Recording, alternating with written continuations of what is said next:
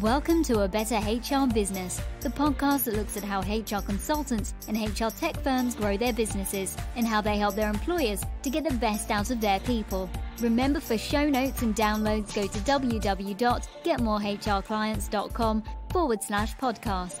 That's getmorehrclients.com/podcast. Okay, let's get started. Hello, welcome back to the show. Great to have you along. I'm really looking forward to today's conversation with Bryan Brenner. Bryan is a fascinating guy, as you're about to discover, with a wealth of experience after 25 years in the business, and going to dive into that and get so much insight and advice. So really looking forward to it. But firstly, Bryan, thank you very much for joining me today. Thank you, Ben. Thrilled to be here.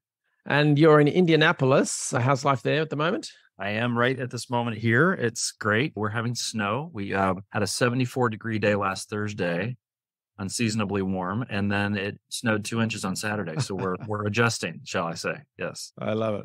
Well, I'm an Aussie living in Ireland, so I'm used to versatile weather, but that's bizarre. It's bizarre, yes. Yeah, very good.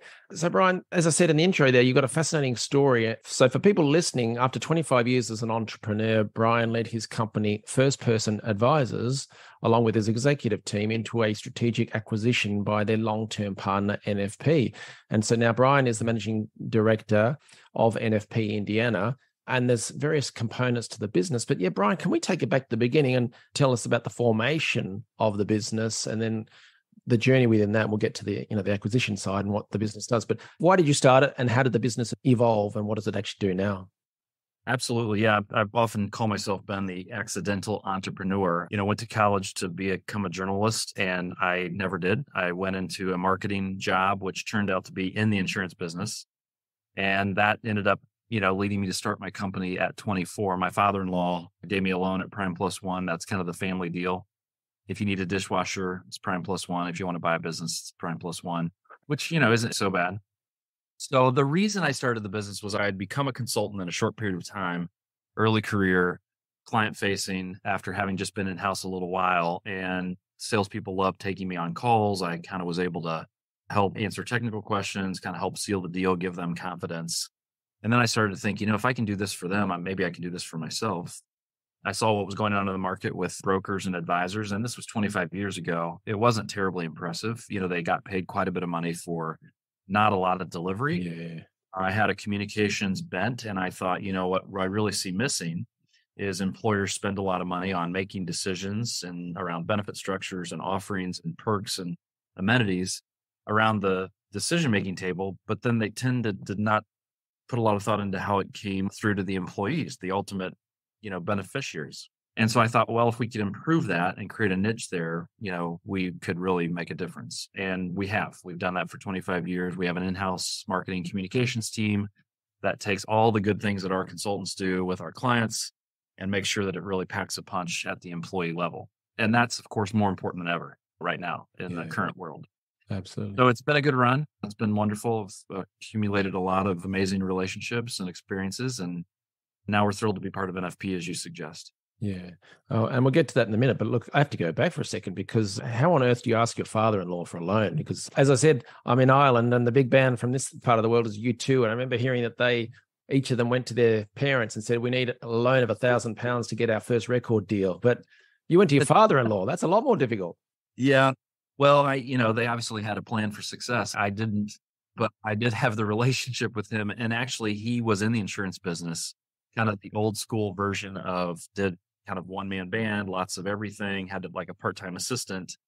And he kind of wanted me to take over the family business. And I thought, well, I just don't know what there is to take over. I like this business. I think this could be good. So, he did me a kind favor and allowed me to start my own business. I was housed with him. I learned a lot. He gave me a lot of connections and relationships. So I really had the benefit of a good start in that way, a mentor as much as anything.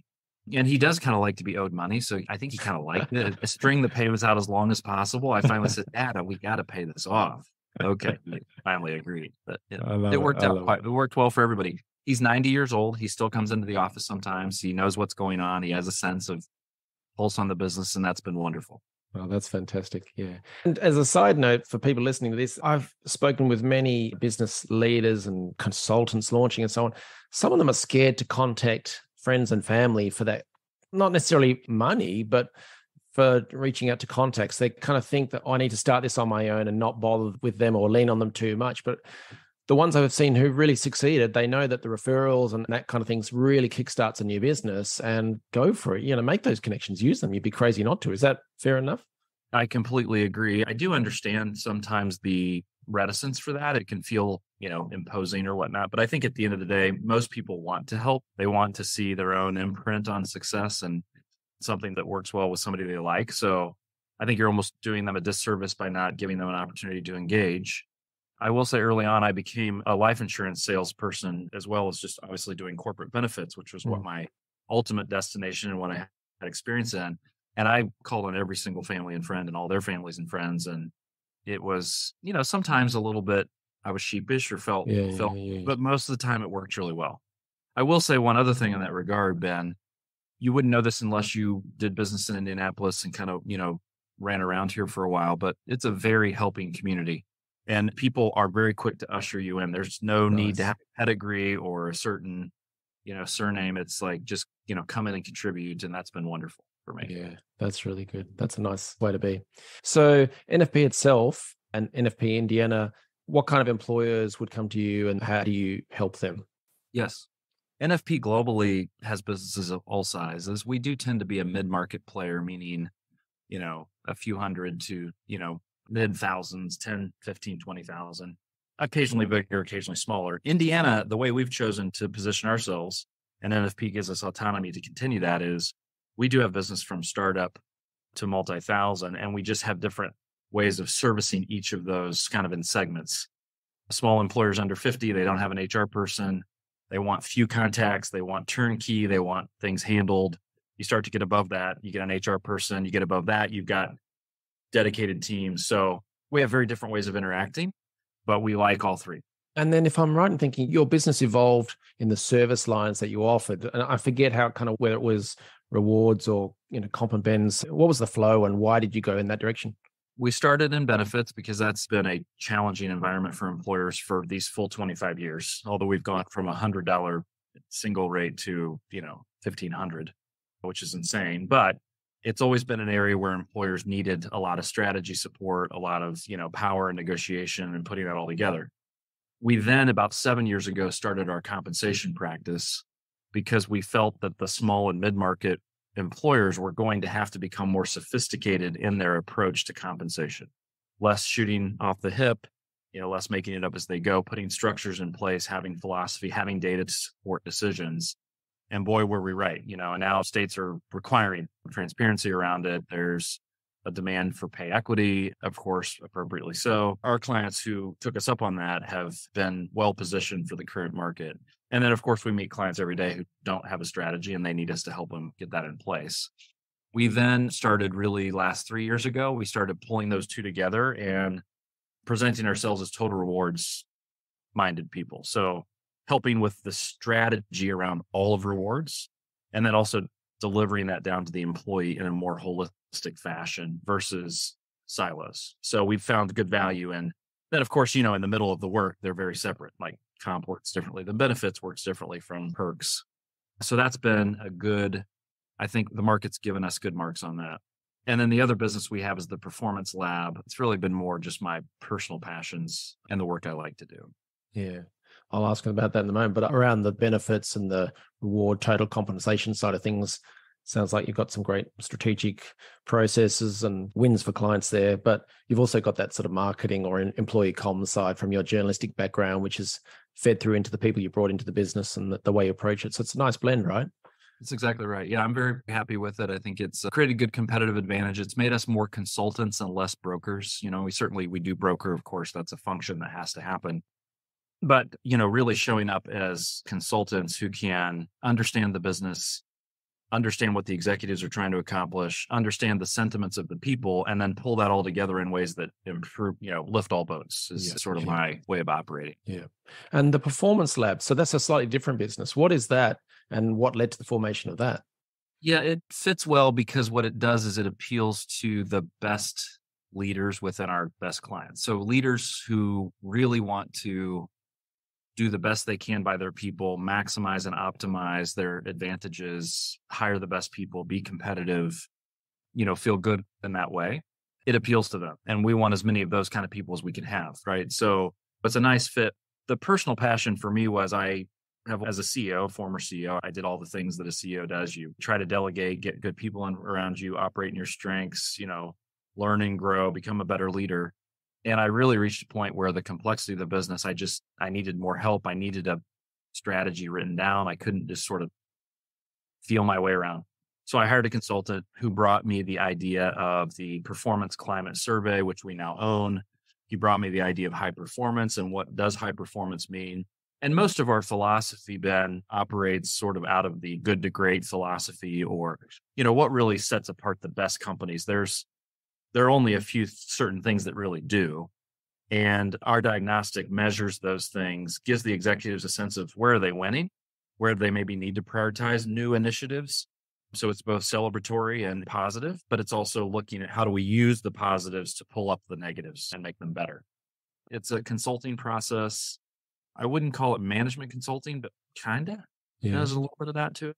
Very good. And you mentioned the word own. We own it. So that's the diagnostic. Does that mean you acquired it? Yeah, the diagnostic was built for a very large, perhaps one of the world's largest retailers, where they had stores that were very high performing, and then they had stores that were, kind of dogs, like things just not good. And they could tell you all the KPIs as to why they categorized one as positive and one as negative, but they couldn't tell you why. And they said, in order to make the not good ones better, we need to have a why, a formula, a framework. So this consulting firm that we purchased it from basically went out and scoured 600 professional articles around, the good to great types of materials that are out there. They whittled that all down to a few, and then they came up with originally 10 drivers, backed it down to 10. The retailer agreed on those 10. They started implementing it, had success, and the retailer owned it, and also the consulting firm owned it. They allowed them to kind of move on and use it other places. So it's built on solid research. It's simple. It's 31 questions, 10 drivers, things like colleague well-being, colleague selection, strategic direction. Do I know how my role plays into what we're trying to accomplish? Yeah. Applied metrics. Are we measuring things that make sense, or do I think they're making me measure things that aren't logical? Right? Yeah. Can I vote for the company in those ways? Got it. Nice framework. But just to be clear, you purchased the IP, not just you purchased a package, but you took over the IP. Is that right? We took over the IP. We continue to keep it alive. We built a technology system to formulate all the results and the segmentation of the data with another partner. But we managed the whole process, the focus groups, the surveys, the prioritization to help the employer pick new strategies. And then ideally, Ben, we want them to put those strategies into their strategic plan, because then they have people strategies present within financial strategies, other types of market product strategies. But what are your people strategies formed based on data? And can you measure improvement? Many companies cannot. I've had plenty of difficult, compensation, remuneration conversations with people, and you can't backfill some data, information, policies, or planning. You kind of squeeze things to fit. But yeah, as you say, if everything is aligned and you've got your processes, your strategic direction, and then you move on to the benefits, total reward side of things, it just flows a lot nicer. I think for people listening to that, the fact that you've got your own methodology in a whole, the IP around that, that's a huge point of difference, because there's consulting firms all over the world, but they could blend into the same vanilla, but you guys are different in that regard. I agree. I think there's sort of two competitors to us, if you will, although we don't really compete. We're really a unique enough solution. We just get picked up by clients through our other consulting. Like they're like, oh, I like that. Tell me more. And we kind of go off, and we don't compete. But if we were to compete and we think about where we fit, certainly traditional management consulting firms or, those kinds of things, I come at it from positive organizational design, which is my training, which is the belief that if you can help people see what's working and get happy about that, their frontal cortex turns on, they start solving their own problems. Traditional management consulting comes at it of solving problems, looking for problems, and then people become, in my opinion, that's demotivating, demoralizing even. And then people don't make the best decisions. Their creativity is not turned on. So first of all, we're different from management consulting in that sense. We're also then juxtaposed to these millions of engagement surveys and technologies that exist, all of which I think have value, but they often don't accomplish what you might hope, because there isn't a consulting that comes along with it. It's not, they don't know the business. We're kind of right in the middle of, it's tech, but it's lower tech and it's more human and high touch with focus groups, but it's got that positive org design lens. Absolutely. So that's why it works for these high-end leaders Yeah. that's what they're trying to do. They want it to be real and they want to learn and grow. They don't just want to follow some process. Very good. Yeah, you gave me a little flashback there when you're talking about how management consultants, they sort of look for problems to then solve. You gave me a little flashback to when I used to have to do safety audits on manufacturing sites as part of the role. And that's so demoralizing for people in the area, because it's basically some guy with a clipboard and a high-vis vest turning up and saying, oh, you've got all sorts of things wrong here because I need to fill out my form. Yes. And I need to justify my pay. And Exactly. Obviously, that all changed, and we're looking for positive things to praise or whatever later on. But I actually have a very good friend from my master's cohort who was as the zero defect business. She would go into pharmaceutical companies and basically try to create no room for error. And then she flipped her whole practice to the positive org design, and she's the happiest person.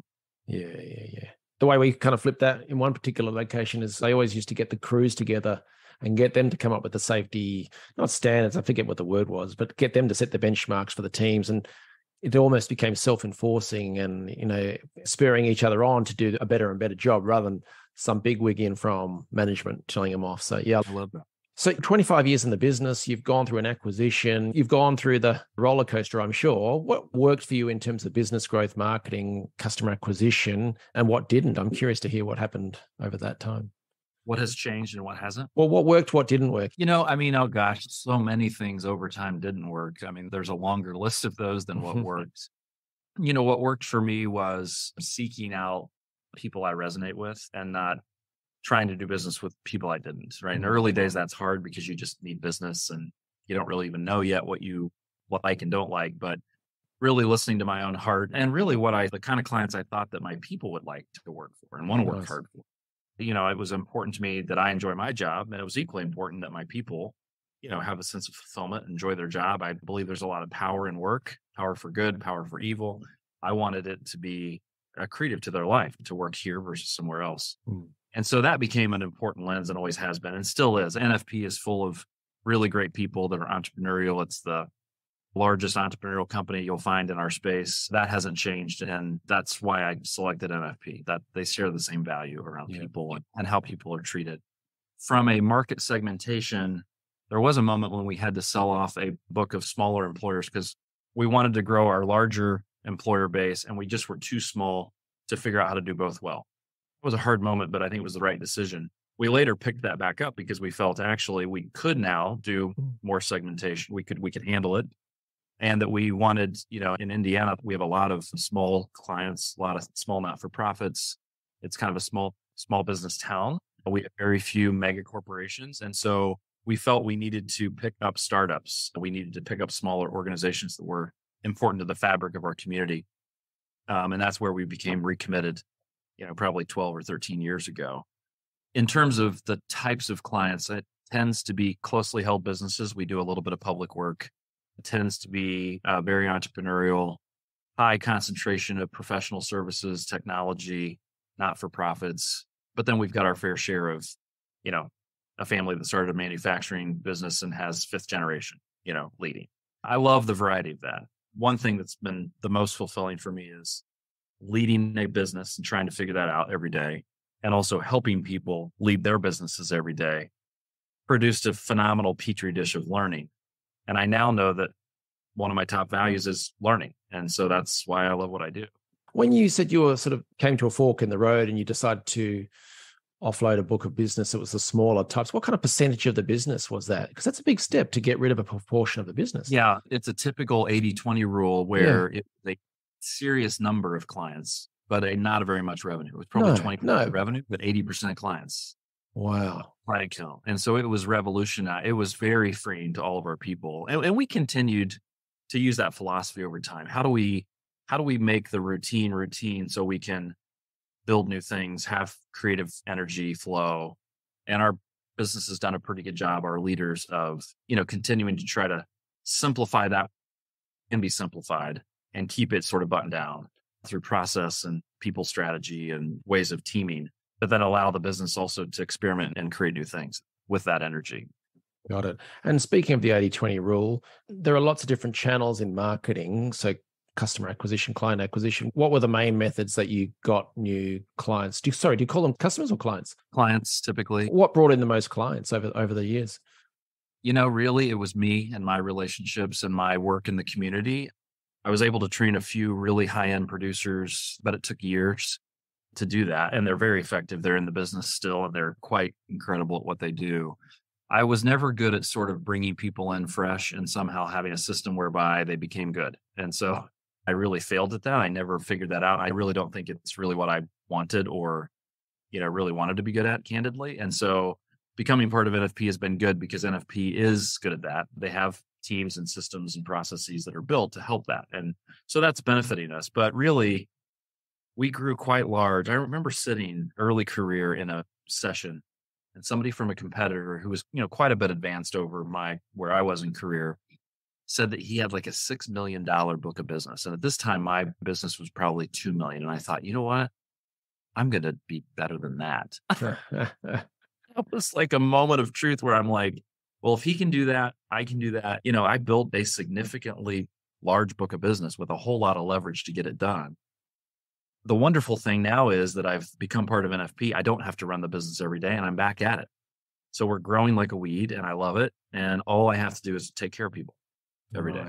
Yeah, that's good. And you're good at it quite clearly. So if it was all down to you, what was it? Pressing the flesh, going to networking events, giving talks, just making calls? How did you do it? I'm not a give a talk person. I actually am terrified of having to prepare a talk. I love to lead a panel discussion or do things like this that are, impromptu and casual. Really, it was just every person you meet trying to be curious about them and ask questions and find a way to add value. And I found that when I did, people wanted to reward me. They wanted to refer me. They wanted to do business.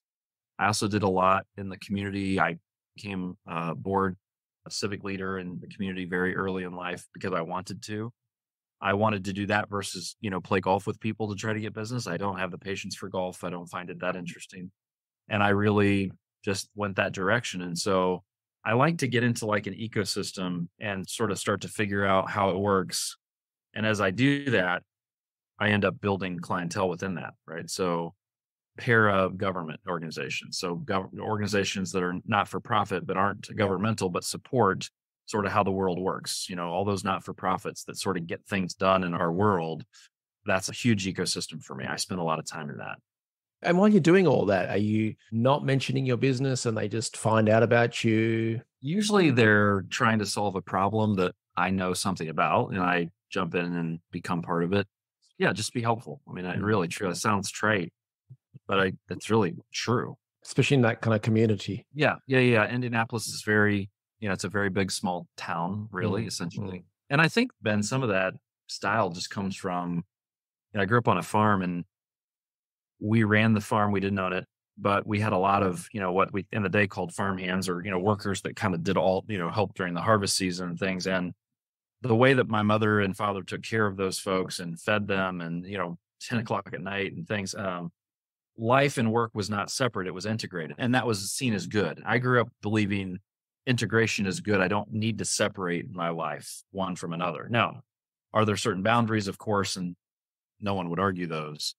But I wanted an integrated experience. And I have that with my people, my clients, my family. It's all very intertwined. And it's been a great life. I couldn't be happier about that. Nice. You grew a big business. And there was that moment where you met someone else in the industry and he had a $6 million book of business and you were at the 2 and you thought, I'm curious, there's a lot of talk on the hustle culture and work hard, play hard. And then there's a lot of talk these days about work-life balance and stuff. Where do you sort of lie on that scale now? And then where were you on that scale back when you were in your early days?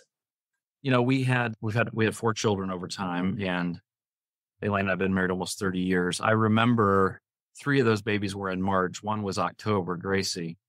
And that is busy season for open enrollment and employers. And that was miserable. I could not really do what I wanted to do in order to be, experiencing that new fatherhood, second time as a father, supporting Elaine. I mean, I was there, of course. I wasn't, off working while she's giving birth, but it was really hard to be present. That was a really hard time. Those early days, it was hard to get everywhere I wanted to go. I think over time, I learned how to put things in my life, roles, people, processes, habits that really did support pretty good life balance. I mean, some weeks would be a mess, others would be amazing. I mean, like I'm a human.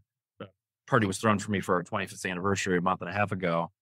And my team invited a lot of people to do short videos. And then they showed a few of those. And then I got the rest of them later.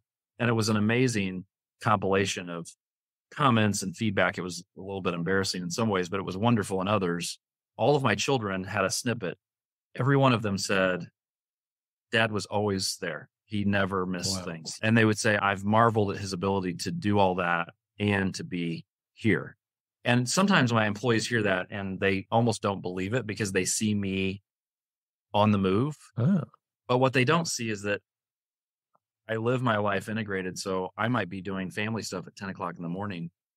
I don't have to ask anybody off for work. And I don't expect them to ask me for that. I want them to do those things. We had an associate join once and she said, this place has the most open calendar I've ever seen. People put that they're in the middle of the day going to a doctor's appointment or their kids play or whatever.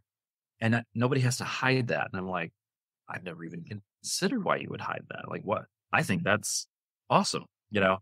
So I was so pleased because I did worry over time that maybe I wasn't giving it all I needed to or wanted to. But I think I mustered it. I think I mustered it out. I think I got it done. So if I can summarize in my own way, you have quite clearly worked very hard and it's been a success, but you've also got the balance, family, personal life, etc. It's just that you blended it in a way that's sustainable. And you talked about your family life, the farm life, that there's a blend, and that has enabled you to have this long career. And earlier you were talking about how you still enjoy it, and now with NFP, you're back to doing even more of what you love to do. So it's obviously worked out. That's absolutely well stated. I appreciate that. Yeah, your comment there. You know, when it's harvest season and the crops have to come out, there's a short period of time it just has to happen, and everybody's you got to dig in, and of course you're delivering meals at midnight.